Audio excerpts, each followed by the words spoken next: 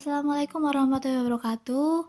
Kami dari kelompok 1 promosi kesehatan akan menjelaskan tentang promosi kesehatan cedera kepala. Berikut adalah nama-nama kelompoknya.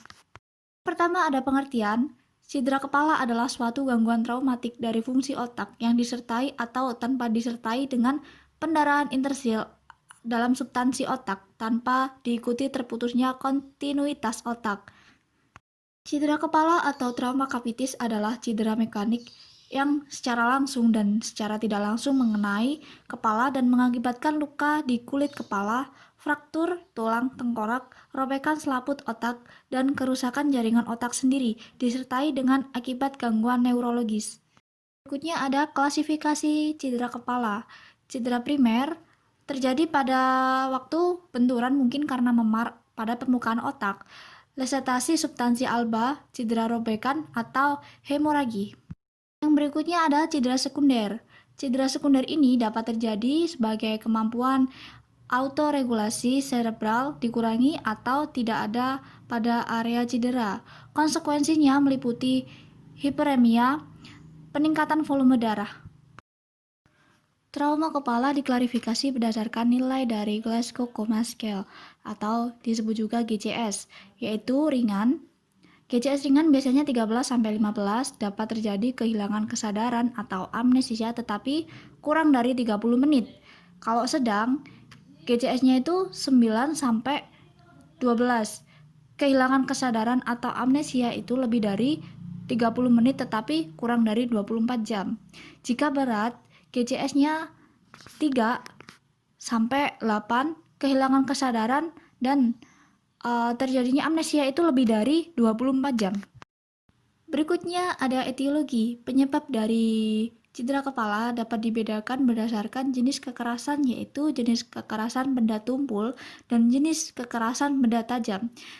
Benda tumpul biasanya berkaitan dengan kecelakaan lalu lintas, kecepatan tinggi maupun rendah, jatuh, terus ada pukulan dari benda tumpul. Sedangkan benda tajam berkaitan dengan benda-benda yang tajam seperti bacok dan tembakan. Menurut penelitian Evans di Amerika, tahun 1996, penyebab cedera kepala terbanyak adalah 45% akibat kecelakaan lalu lintas, 30% akibat terjatuh, dan 10% kecelakaan dalam bekerja, 10% lagi kecelakaan waktu rekreasi, dan 5% akibat serangan atau pukulan. Ada manifestasi klinis dari gejala yang ditimbulkan cedera kepala ringan. Yang pertama, kebingungan saat kejadian dan kebingungan itu akan terus menetap setelah cedera. Yang kedua, pusing, menetap dan sakit kepala, gangguan tidur dan perasaan cemas. Yang ketiga, ada kesulitan untuk berkonsentrasi, pelupa dan gangguan bicara, dan masalah tingkah laku. Gejala-gejala ini dapat menetap selama beberapa hari atau minggu atau lebih lama setelah konkusio cedera otak akibat trauma ringan. Berikutnya ada cedera kepala sedang. Yang pertama adalah kelemahan pada salah satu tubuh yang disertai dengan kebingungan atau bahkan bisa koma. Yang kedua ada gangguan kesadaran, abnormalitas pupil, awitan tiba-tiba, defisit neurologi, perubahan TTV, gangguan penglihatan dan pendengaran di fungsi sensorik, kejang otak, sakit kepala, vertigo, dan gangguan pergerakan. Ini ada cedera kepala berat. Yang pertama, amnesia tidak dapat mengingat peristiwa sebelum atau sesudah terjadinya penurunan kesehatan.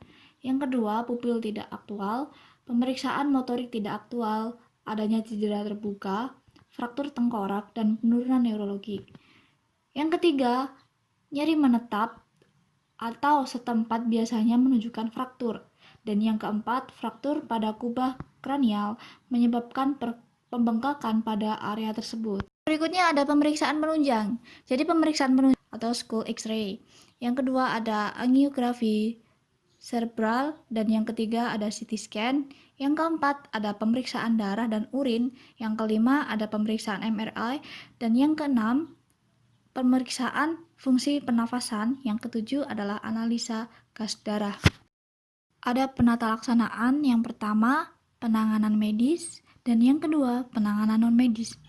Yang pertama penanganan medis adalah 1.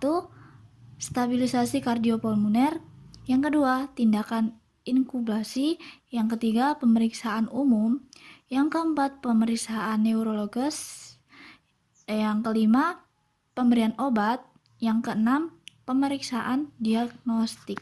Penanganan non medis, yang pertama ada dexamethasone atau kalmethasone, yang kedua terapi hiperventilasi, yang ketiga ada pemberian analgetik, yang keempat pengobatan antidema, yang kelima antibiotik, dan yang keenam cairan infus dextrose 5%, aminosin, dan aminovel. Berikutnya ada klasifikasi cedera kepala. Cedera primer terjadi pada waktu benturan mungkin karena memar pada permukaan otak, lasetasi substansi alba, cedera robekan, atau hemoragi. Yang berikutnya ada cedera sekunder. Cedera sekunder ini dapat terjadi sebagai kemampuan autoregulasi cerebral dikurangi atau tidak ada pada area cedera. Konsekuensinya meliputi hiperemia, peningkatan volume darah. Sekian dari kelompok kami. Terima kasih. Wassalamualaikum warahmatullahi wabarakatuh.